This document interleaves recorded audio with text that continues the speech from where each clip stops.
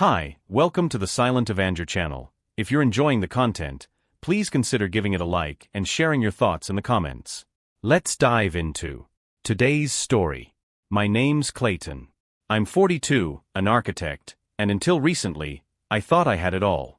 A great career, a beautiful wife, Monica, and an amazing 10-year-old daughter, Sarah, who has always been the light of my life. But then the cracks in my perfect life started to show. The first hint was Sarah's eyes. They're this brilliant shade of blue, stunning really, but neither Monica nor I have blue eyes. I brushed it off for years because genetics can be funny sometimes, right? Except, they look exactly like my younger brother Wesley's eyes. I wouldn't have thought much of it if not for some other things that didn't sit right. Monica had become distant over the years. She started staying late at work more often than usual, and every time I'd try to plan a family evening, there was always some excuse. At first, I thought it was stress. Her job can be demanding, but then I started noticing her texts. She was always smiling at her phone, but when I walked in, she'd immediately lock it. A gut feeling told me something wasn't right. I didn't want to jump to conclusions. I mean, we've been married for 12 years, and I believed in the life we built together. But I also couldn't let it go. So, I started paying attention, and eventually, I hired a private investigator. That's when everything I thought I knew about my life came crashing down. The PI confirmed what I feared. Monica wasn't just having an affair, she was having one with Wesley. My own brother. And it wasn't some fling either. It had been going on for nearly a decade. A decade. I don't even know how to put into words the betrayal I felt. How could they do this? How could she look me in the eye every day and act like nothing was wrong? And Wesley. Wesley was my little brother. We grew up together. He was supposed to have my back, not stab me in it. But the real bombshell was about Sarah. There was a high likelihood that Wesley is her biological father. That realization broke something in me. I didn't even confront them, not yet at least. Instead, I went cold. The thing about being an architect is that I'm meticulous, methodical. And if they were going to tear my life apart, I wasn't just going to sit there and take it. I started making plans. This was no longer just about hurt feelings. It was about justice. I'll write more when I'm ready to share the next part. For now, I need to process this all. Would love to hear from anyone who's been through something similar. How did you even begin to handle it? I stayed up all night the day I got the full report from the PI. Reading through it felt like dying 1,000 times. Pictures of Monica and Wesley, smiling, holding hands, sneaking off to some cheap motel when Monica said she had late meetings. I couldn't bring myself to look at all the photos, but one detail caught my eye. Wesley wasn't struggling like I thought. You see, he used to lean on me financially. Big bro, he'd say, I just need a little help this month. And like an idiot, I helped him, rent money, car payments, even the down payment for a house. I thought he was just unlucky. Turns out, he wasn't unlucky at all. Monica had been funneling money to him for years. My money. I felt my blood boil. It wasn't just the affair. They were living this secret life funded by my hard work. Every blueprint, every late night at the office, every sacrifice I made for our family, they were laughing at me the whole time. But instead of confronting them, I did what I do best. I started designing. This wasn't just a revenge plan. It was a blueprint for their destruction. First, I quietly separated our finances. It was subtle at first, moving money from our joint accounts to private ones. Monica didn't notice. She was too busy playing house with Wesley. I hired a forensic accountant to go through everything, ensuring there wouldn't be a dime left for them to use once I was done. Next, I started gathering evidence. The PI's report was thorough, but I needed more. Every text Monica sent when she thought I wasn't looking, every time Wesley borrowed something from me, every lie they told, documented and saved. I made sure to have copies in multiple locations. If this blew up in court, I wanted to be bulletproof. But the hardest part was Sarah. I couldn't look at her the same way after learning the truth. It wasn't her fault, I knew that, but every time I saw her I saw him. Those blue eyes, that smile that felt less and less like mine. I decided to get a paternity test, but I did it discreetly. I didn't want Monica or Sarah to know yet. When the results came back, it was what I feared. Sarah wasn't mine. I broke down that night. I thought about the first time I held her, the bedtime stories, the daddy-daughter dances. None of it mattered to biology. She was still my little girl. I decided then and there that whatever I did to Monica and Wesley, Sarah would be protected. She didn't deserve to get caught in the crossfire.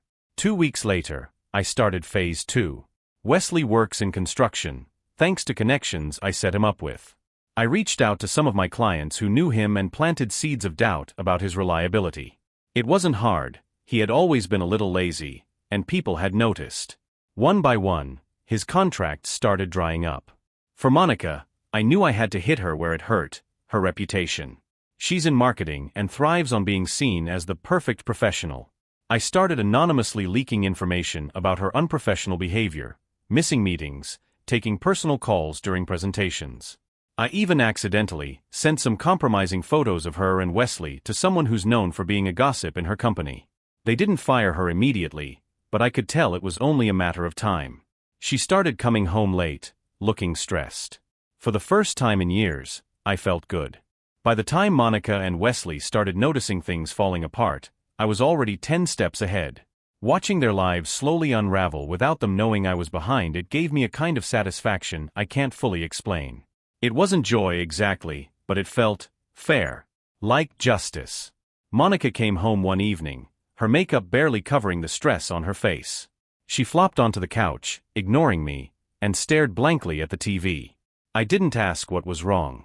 I didn't have to. I'd heard through one of my anonymous contacts that her boss had pulled her into a meeting that afternoon to discuss her performance. Apparently, those photos I leaked were just the cherry on top of a long list of concerns. She sat there for hours, scrolling through her phone. Probably texting Wesley, asking him to cheer her up. The thought made my stomach turn, but I kept my face neutral. After all, I needed her to think I was clueless for a little while longer. Wesley's downward spiral was even more dramatic. I heard through a mutual acquaintance that he'd been dropped from 3 projects in 1 week. Construction is a small world, and word spreads fast. I'd made sure the right rumors reached the right ears. That he cut corners. That he showed up late. That he was a liability. The best part? Wesley was too proud to ask me for help. He probably assumed I'd say no anyway, given our strained relationship. I wondered how long he could keep up the facade of being the golden boy while his finances dried up. But the real crack in their shiny little world came about a month into my plan. Monica's company announced layoffs, and she was on the chopping block. She didn't tell me outright, of course. Instead, she started dropping hints about uncertainty at work and how cutthroat things had become. One night, over dinner, she finally brought it up. "Clay," she said, her voice unusually soft, "I've been thinking. Maybe it's time for me to look for something new. A fresh start." I sipped my wine and nodded. That could be good. Change can be healthy. She looked relieved, like she thought I'd be upset. Little did she know I'd orchestrated the entire thing. The best part of this phase was how carefully I managed my emotions around Sarah. I kept our routines exactly the same, helping with homework, going to her soccer games, making her favorite pancakes on Saturdays. If she noticed anything was off, she didn't show it. I made sure she felt secure, even as her mom and uncle's lives started crumbling. And I didn't let Monica or Wesley see a hint of my anger. If anything, I acted more affectionate toward Monica. I wanted her to think I was completely oblivious. Every time she kissed me goodnight or tried to act like a doting wife, I felt sick, but I smiled and played along. Then came the next step, making sure Monica and Wesley's secrets couldn't stay hidden much longer. I anonymously mailed some of the more damning evidence to Monica's parents. Photos of her and Wesley together, timestamps showing how often she visited him while claiming to be at work. Her parents were old-fashioned, strict and judgmental. I knew this would destroy the image she'd worked so hard to build with them. A few days later, I heard her on the phone with her mom, her voice shaking as she tried to deny everything. "It's not what it looks like, Mom," she said, pacing the living room. "You don't understand. It's complicated." She didn't see me standing in the hallway, listening. I was ready for the final act, but I needed one last confirmation. So, I set a trap. I told Monica I'd be going out of town for a work trip. In reality, I stayed in a hotel just outside the city and hired the PI again to watch her. Sure enough, Wesley showed up at our house less than an hour after I left. The PI sent me photos of them sitting on my couch, laughing, holding hands. The same couch where I'd comforted Monica when her grandmother passed, where Sarah and I played board games on rainy afternoons. It was the last straw. When I got back home the next day, Monica acted like nothing had happened. She kissed me hello, asked how my trip went, and even made my favorite dinner. It took everything in me not to confront her then and there. With Monica and Wesley both dangling by threads, I moved to the next stage. It was time to isolate them from any remaining support. First, I sent the damning photos and a letter to Wesley's girlfriend. She had no idea what had been happening. I laid it out plainly, dates, times, and photos of him sneaking around with Monica. Within days, she left him, packing her things and moving back to her parents. Wesley's cozy life unraveled further. Next, I spread more whispers at Monica's workplace. This time, I sent an anonymous tip about her questionable relationships to HR. That was enough to push her into the layoffs. When she got the news, she came home crying, blaming office politics for her dismissal. I stayed calm, offering her fake sympathy. "You'll bounce back," I said, handing her tissues. "Maybe this is a blessing in disguise." Meanwhile, I spent more time with Sarah. She was the only thing grounding me in all of this. I helped her with her latest art project, a series of paintings about family. One piece caught my eye. It was of 3 figures, a woman, a man, and a child. The man's face was a mix of sadness and anger, the woman's expression unreadable. "Who's this?" I asked gently. Sarah shrugged. "Just people." I didn't press further. The final blow came when Monica's parents called to tell her they were disappointed and needed time to process everything. I overheard her yelling into the phone, defending herself. "You don't know the whole story," she cried. But I did. With Monica and Wesley reeling, it was time to stop watching from the shadows. I didn't want a screaming match or an emotional breakdown. I wanted control, precision, just like one of my architectural projects. That evening, I invited Monica to sit down after Sarah had gone to bed. I told her we needed to talk about our marriage. She looked nervous, probably expecting some generic, "we've grown apart" conversation. "Monica," I started, keeping my tone measured, "is there anything you need to tell me?" Her face twitched, but she recovered quickly. "No, why? Is something wrong?" I pulled out the first piece of evidence, a photo of her and Wesley holding hands outside a hotel. I slid it across the table. "This looks wrong," I said calmly. Her reaction was instant. She gasped, her hand flying to her mouth. "Clayton, it's not what it looks like." I tilted my head. "Then what is it?" She stammered, trying to spin a web of half-truths, claiming it was just a mistake and it didn't mean anything. I let her flail for a few minutes before dropping the next bomb, a copy of the paternity test for Sarah. Her face went pale. "Clayton." I cut her off. "Stop. You've already lied enough." For the first time, she was speechless. I stood up, towering over her as I delivered the final blow. "You and Wesley have destroyed everything. I've spent the last few months documenting everything. Your affair, the financial transfers, even the lies you've told Sarah." Tears streamed down her face, but I felt no sympathy.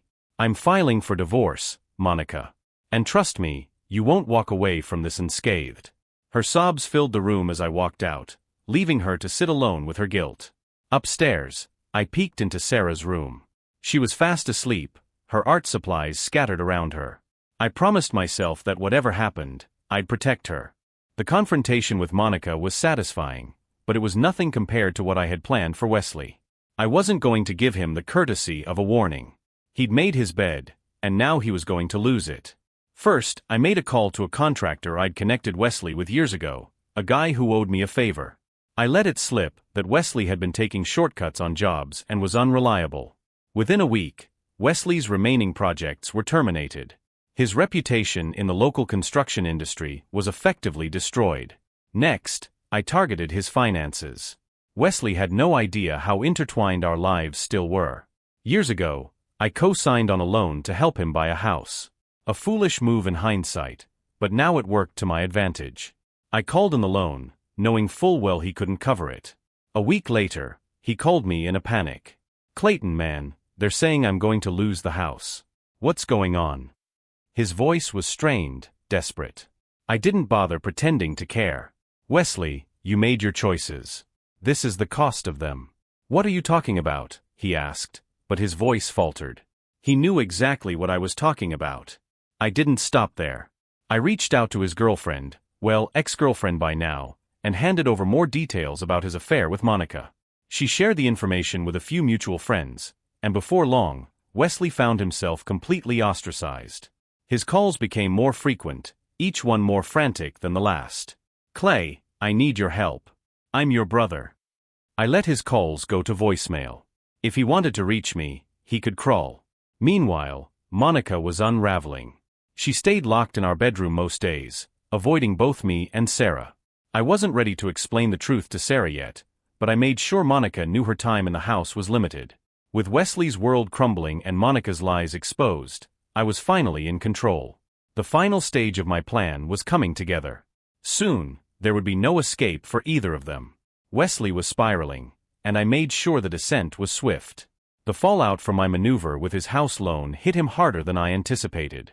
He called me again, this time, sounding more desperate than angry. "Clayton, please. I'm about to lose everything. They're taking the house. I don't know what to do." For a moment, I almost felt something, pity maybe. But then I remembered the years of betrayal. "Wesley," I said coldly, "you took everything from me first. Consider this your reckoning." I hung up before he could respond. The next day, I heard through a mutual contact that Wesley had moved back in with a friend. He was crashing on their couch, completely broke and humiliated. I let myself savor the irony of him living out of a duffel bag, considering the cozy life he'd been living off Monica's and my money. But I wasn't done yet. I needed to face him. I caught up with Wesley at a local bar where he used to hang out, drinking his problems away. He looked rough, disheveled, unshaven, and thinner than I remembered. I walked in, and for a second he froze, beer halfway to his lips. "Clayton," he said cautiously, "what are you doing here?" I sat down across from him, my expression unreadable. "We need to talk." He sighed, setting the beer down. "Look, I know you're mad." "Mad?" I interrupted, my voice quiet but firm. "Wesley, you've spent the last decade sleeping with my wife. You lied to my face, stole from me, and made me question everything about my family. Mad doesn't even begin to cover it." He looked down, fiddling with the beer bottle. "I didn't mean for it to go this far." I leaned in, my tone icy. "You didn't mean for it to go this far? You didn't mean to betray me every time you snuck around with Monica? Or take my money while you laughed behind my back? You didn't mean for Sarah to grow up in a web of lies?" That hit a nerve. He flinched but didn't say anything. "I know about everything," I continued. "The texts, the trips, the money Monica funneled to you. I even know about Sarah." His head shot up, his face pale. What about Sarah?" I smiled faintly, though there was no humor in it. "Don't play dumb, Wesley. You and Monica made sure I raised a child that wasn't even mine." For a moment, he looked like he might argue, but he slumped back in his chair instead. "I'm sorry," he muttered, barely audible. "Sorry doesn't cut it," I said. "You're going to live with the consequences of what you've done. You've already lost your house, your girlfriend, your reputation. And trust me, this is just the beginning." He sat there, stunned, as I got up and left. That night, Monica tried to talk to me again. She'd been hovering around the kitchen, clearly anxious about something. "Clayton," she said softly, "I think we need to have a conversation about Sarah." I raised an eyebrow, pretending not to know where she was going. "What about her?" She hesitated, wringing her hands. "I think we should do a paternity test, just to be sure." I let her squirm for a moment before replying. "Monica, I already know. I had the test done weeks ago." Her face crumpled, tears spilling over. "I'm sorry," she choked out. "You're sorry now?" I snapped. "Where was this remorse when you were sneaking around with my brother? Or when you watched me raise Sarah, knowing there was a chance she wasn't mine?" She didn't answer, just collapsed into a chair, sobbing. I turned away, unable to stomach her tears. They didn't move me, not anymore. With Wesley broken and Monica unraveling, the pieces were falling into place. But I wasn't done. There was still one thing left to protect: Sarah. I'd ensured she wouldn't be caught in the fallout, but soon, I'd have to explain some hard truths to her. For now, I let Monica wallow in her guilt and Wesley drown in his regrets.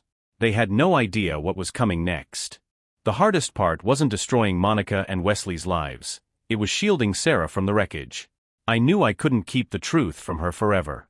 She deserved to know who she was, even if it shattered her perception of her family. One evening, I decided it was time. I took Sarah out for ice cream, a place she loved, where the world still felt simple. She smiled as she licked her cone, her blue eyes sparkling. Those eyes. "Sarah," I began softly, my voice steady but heavy, "I need to talk to you about something important." She paused, her smile fading as she noticed the seriousness in my tone. "Is everything okay, Dad?" I nodded, though my heart was racing. "Yes and no. You're okay, sweetheart, but there are things I need to tell you. Things about our family." I explained it as gently as I could. I told her that sometimes adults make mistakes, big mistakes, that hurt the people they love.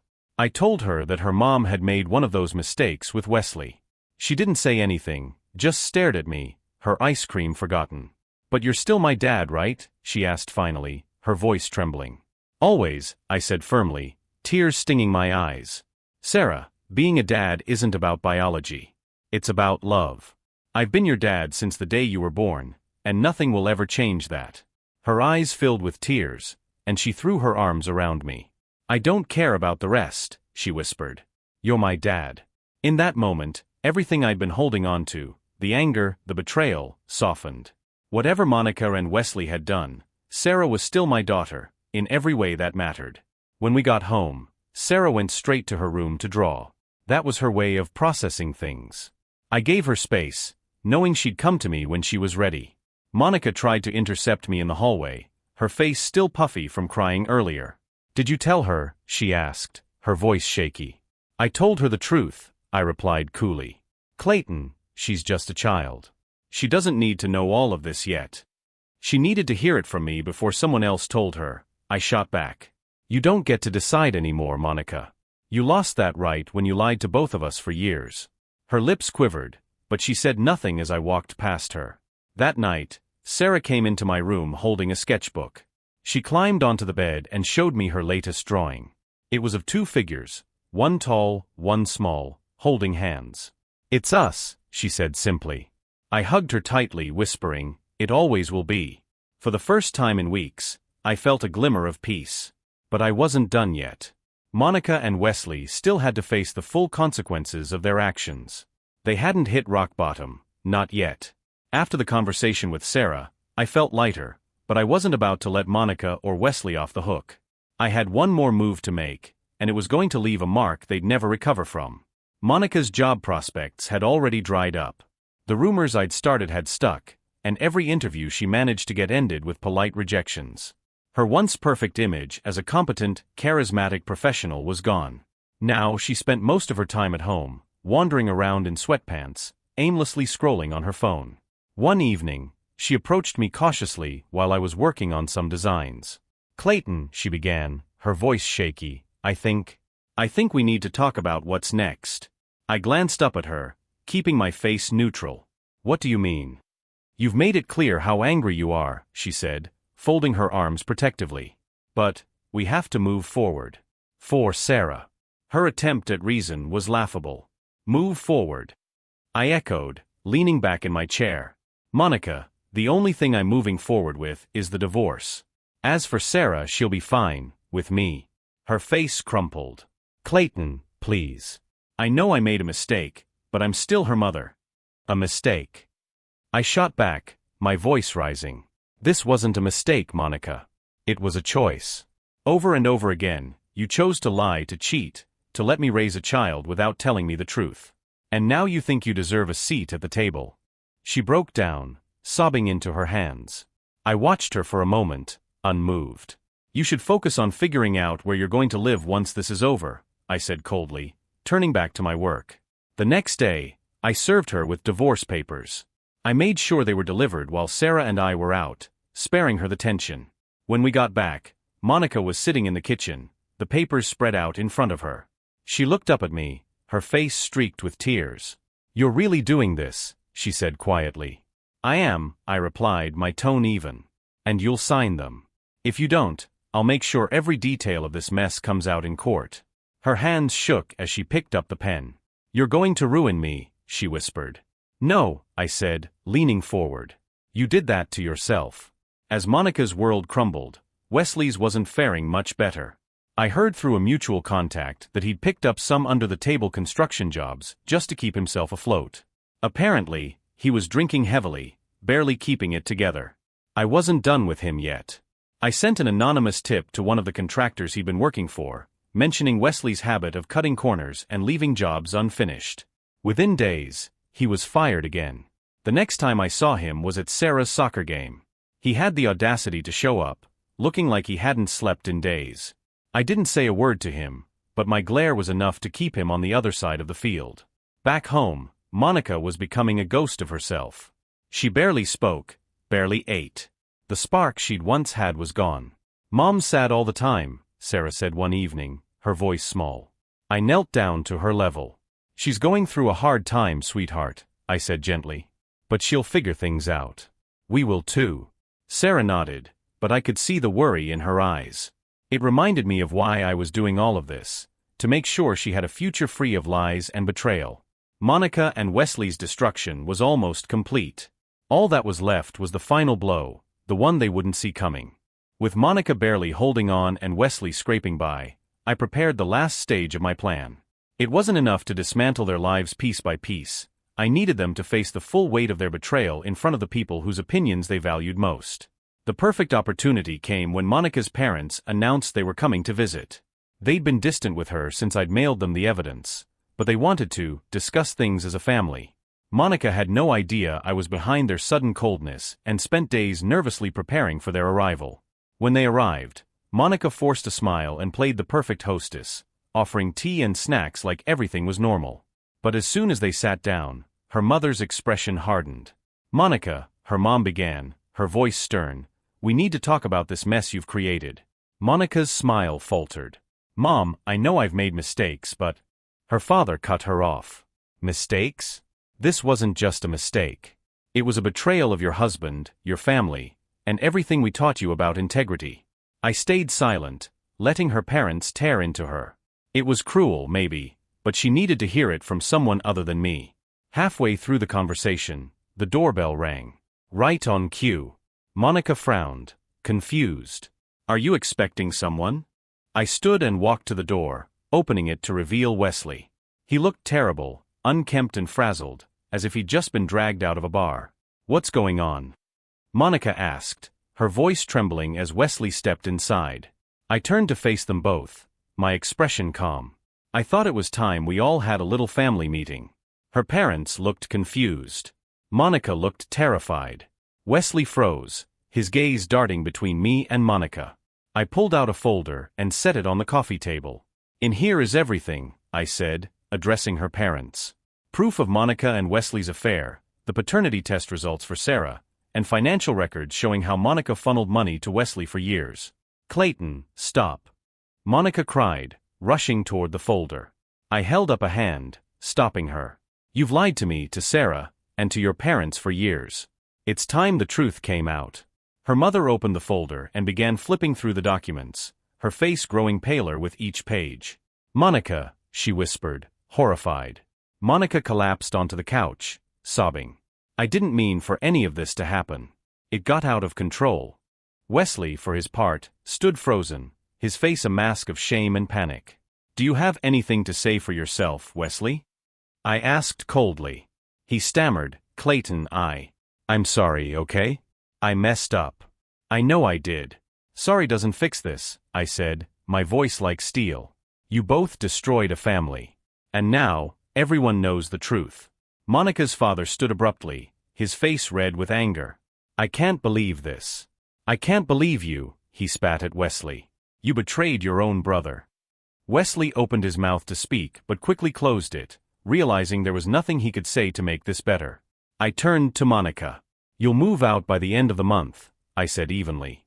I've already started the divorce process. I'll be seeking full custody of Sarah. Clayton, please, she begged. I can't lose her. You already did, I said, my voice ice cold. The moment you chose him, you lost us. The room fell into stunned silence.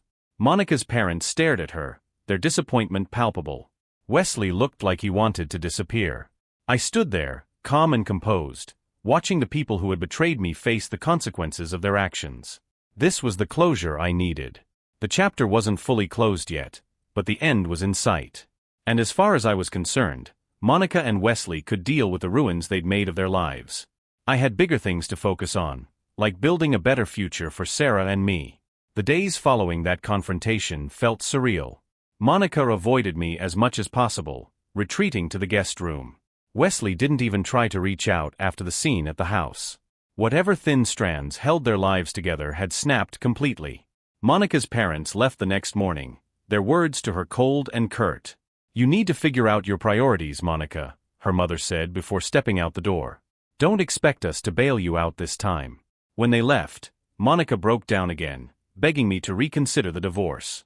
"We can fix this," she sobbed. "For Sarah's sake." I shook my head, staying calm. "You had a decade to think about Sarah. You didn't. Now I'm thinking about her future, and it doesn't include the lies you built." She cried harder but didn't argue further. I think she knew she'd lost. In the meantime, I focused on Sarah.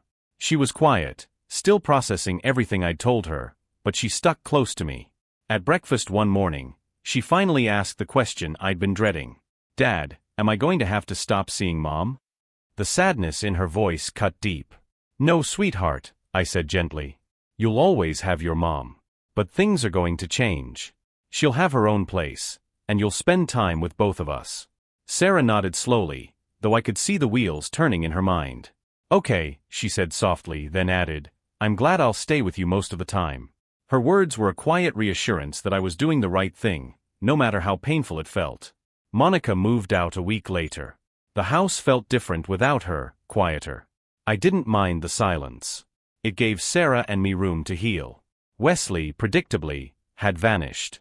I heard through the grapevine that he'd packed up and left town. Whether it was out of shame or a need to escape the fallout, I didn't care. His absence was just another piece of the mess finally clearing away. One night, Sarah brought her latest painting into the living room. She'd been working on it in her room for days, and when she showed it to me, my chest tightened. It was a family portrait, her and me, standing side by side. In the background, there was a faint figure of Monica, distant but still there. The detail that struck me most was the bridge Sarah had painted between us and Monica. "What's this?" I asked, pointing to it. "It's a bridge," she said simply. "Even if you're far apart, there's still a way to cross over." Her words floored me. She was just a child, but her wisdom and resilience were far beyond her years. That night, I lay awake, thinking about Sarah's painting. It didn't make me forgive Monica or Wesley, but it reminded me of something important. My anger and revenge had served their purpose, but Sarah's future needed to be built on more than bitterness. I resolved to keep moving forward, for her and for myself. Monica and Wesley could deal with the wreckage of their choices. I had something far more important to focus on: rebuilding a life worth living. The storm was over, and the foundation was mine to rebuild. Life started to feel different after Monica moved out. The house was quieter, but not in a bad way. It felt like a fresh start, a blank canvas where Sarah and I could create something new. One afternoon, I surprised Sarah by turning our unused dining room into her personal art studio. I'd cleared out the furniture, set up an easel, and stocked the room with paints, brushes, and sketchbooks. Her face lit up when she saw it. "Really, Dad? This is for me?" "Of course," I said, smiling. "You've got talent, Sarah. I want you to have a space where you can keep creating." She threw her arms around me, and for the first time in what felt like forever, there was genuine joy in our home. Monica called a few days later, asking to speak with Sarah. I handed her the phone and gave them privacy, but I couldn't help noticing Sarah's tone, polite but distant. When she hung up, she looked at me. "Mom said she's sorry," Sarah said, fidgeting with the hem of her shirt. I nodded, unsure how to respond. "How do you feel about that?" Sarah shrugged. "I think she means it, but I don't know if it changes anything." Her words mirrored my own feelings in a way I hadn't expected. At work, I threw myself into new projects. Designing had always been a form of therapy for me, and now it became my way of focusing on the future. The satisfaction of creating something from scratch, of shaping order out of chaos, felt more meaningful than ever. But it wasn't all about work.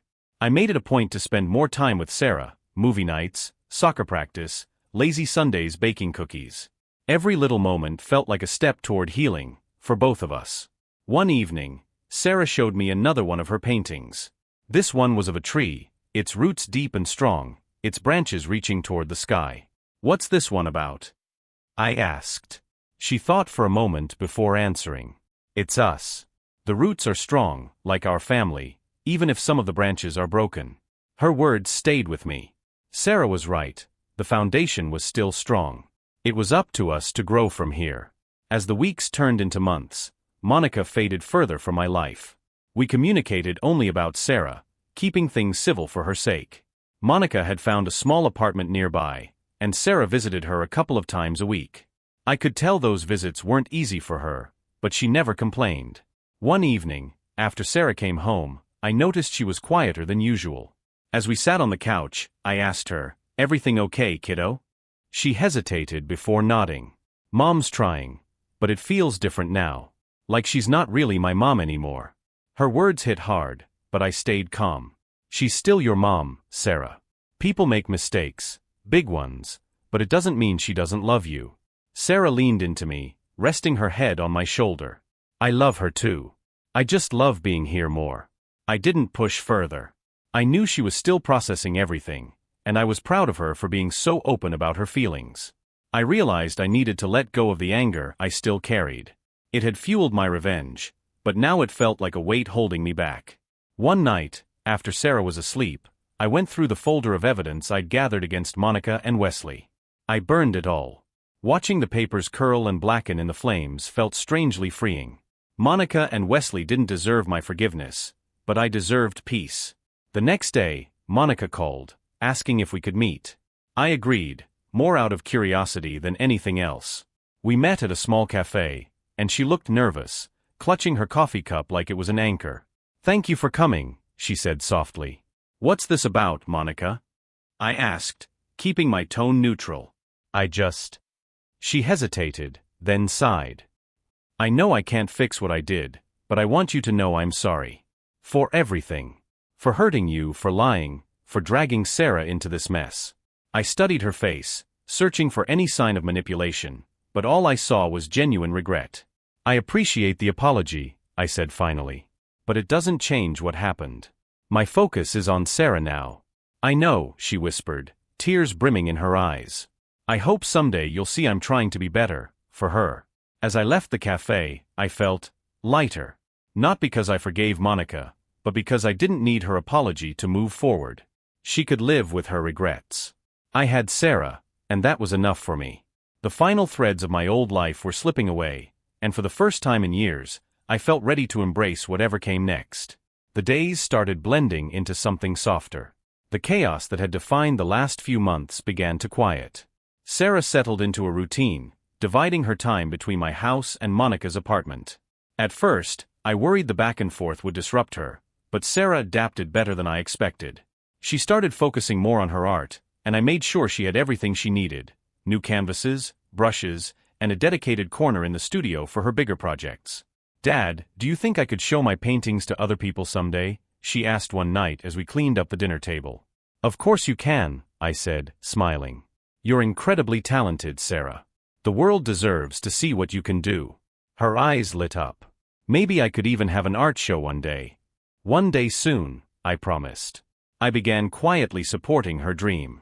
I reached out to a friend who owned a small art gallery downtown, explaining Sarah's talent and asking if she could help showcase some of her work. My friend agreed to feature Sarah in a local youth art exhibit.